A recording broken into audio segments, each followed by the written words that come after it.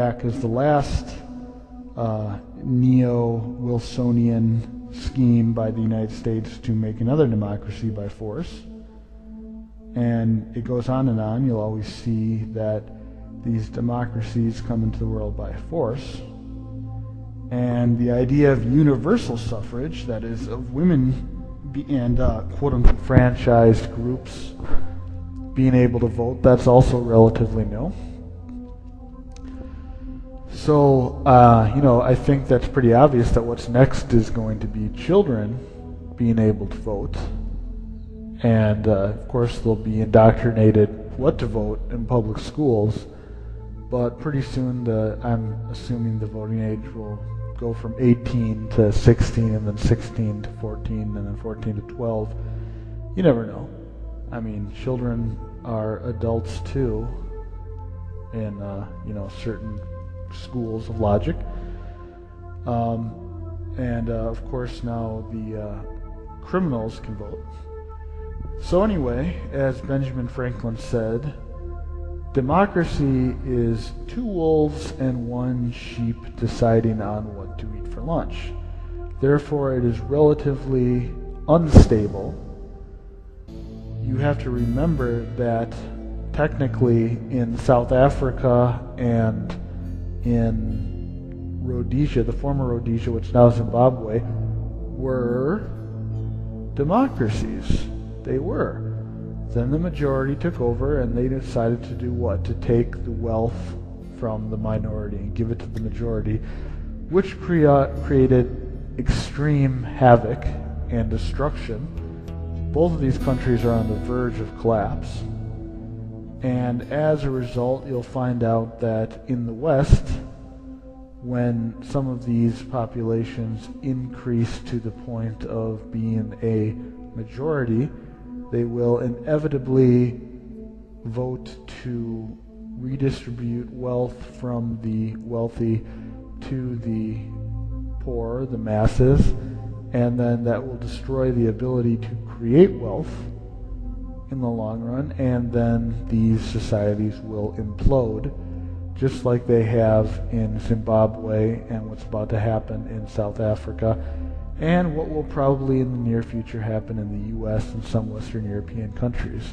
Therefore, I think it's safe to say that democracy is part of the dark age. It's a form of something similar to socialism and communism, and it's inherently unstable, and we are looking at the world through an unnatural prism that is relatively new and ridiculous. And I think it's safe to say that to some extent it is not ridiculous to look at this age as a dark age, or the Kali Yuga, as they say in the Vedic religions.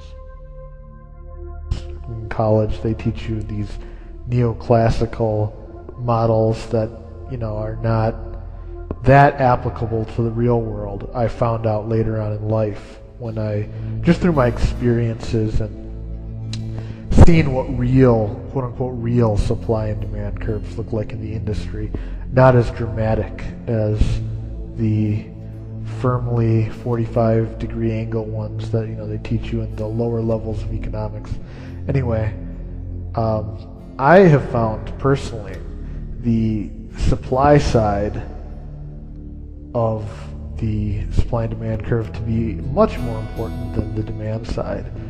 And I bring this back to Peter Drucker and the importance of marketing and management within an organization. Having worked in the private sector, I can say that this is firmly the truth, and this is the way people look at it there, and this is the way that people do make money, because they're not really trying to quote-unquote satisfy a customer. But I don't really think that kind of market democracy really works. I understand the theoretical justification for it, and I understand the rationale behind it. It sounds very concise, if you will, but I don't really see things that way. And regarding human nature, but I don't really see it exactly as interchangeable. I agree with Samuel Huntington, who said that to people, what matters most to most people is their cultural identity, more so than getting rich in the abstract concept of markets. And I consider culture to be a meta good, if you will. So let's say that you and me, one of us lives in, Milan, and the other one lives in Alabama. Well, if you don't like hunting and outdoors, but you like beautiful architecture, and we both make, the same amount of money, and we have the similar type of lifestyle, but we both appreciate this type of meta culture. Culture, which is a meta good. Forgive me, tired. Then obviously, the one that lives in Milan is a lot richer. So I consider culture to be extremely important. A. B. I don't see human nature as this tabula rasa, and I don't see human nature as wanting to preserve an abstract logical theory. I think in a lot of ways, some of these libertarian people, not all of them, but some of them kind of view this quote-unquote movement as a way to isolate themselves, because I've looked on some of these libertarian blogs that are popping up lately, and everyone is a completely different type of libertarian, and they have this label for themselves, and they shout these anathemas of quote-unquote logic at each other, like this is the fallacy of reductio ad absurdum and whatnot, and it just doesn't seem like there's a very firm basis in that. But I did get a chance to meet Hans Hop, the Austrian economist, and I didn't know too much about him. He was actually my introduction to the whole Austrian economics thing. I met the guy in Europe. He was doing a conference, and I got a chance to talk to him. I got a chance to read his books. I got my signed copy of Democracy, the God That Failed, and I was already highly sympathetic to monarchies. So he just gave me more fuel to the fire. And then I read Mises and Rothbard, and like I said, I'm very sympathetic to those points of view and those schools. And as far as I'm concerned, Hop at least is firmly in my camp as far as what we believe in. He is definitely to the right of things and does not believe in egalitarianism and does not believe that humans are interchangeable. So when you say that these cogs, as you put it, are kind of the goal of life, I see that as a form of nihilism. I believe in markets, but I believe in markets working for us, not us working for them. Not this abstract goal of making everything a free market. It just doesn't really have any pull to it. So, in other words, you think that if we have America, and America was founded by European Christians, and also was influenced by American Indians and things like that, and that's a cultural identity, which is a meta good in my language, and I recommend looking into Alain de Benoit when talking about that term.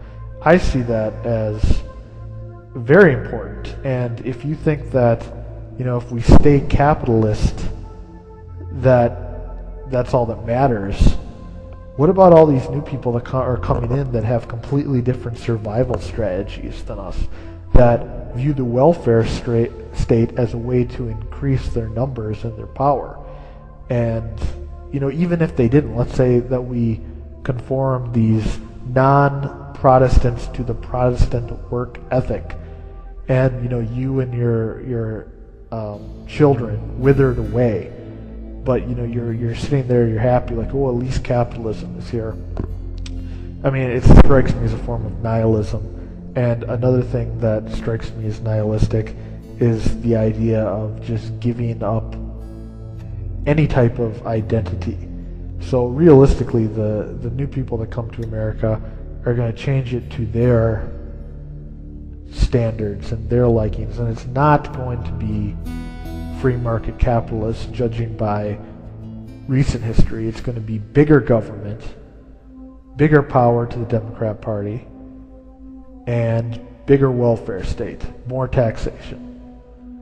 So I don't believe in tabula rasa. I don't believe in the interchangeability of people, and I hope I made my point clear, and I hope you get a chance to look at things from other perspective by taking a look at my blog or reading some of the books that you mentioned. Thank you for your time.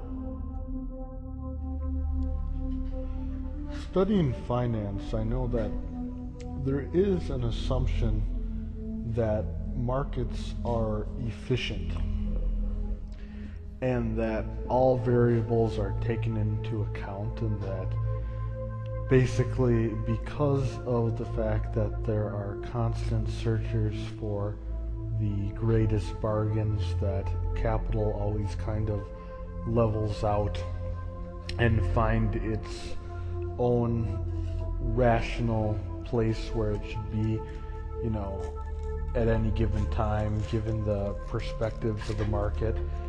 And that's a lot harder to argue with than, say, the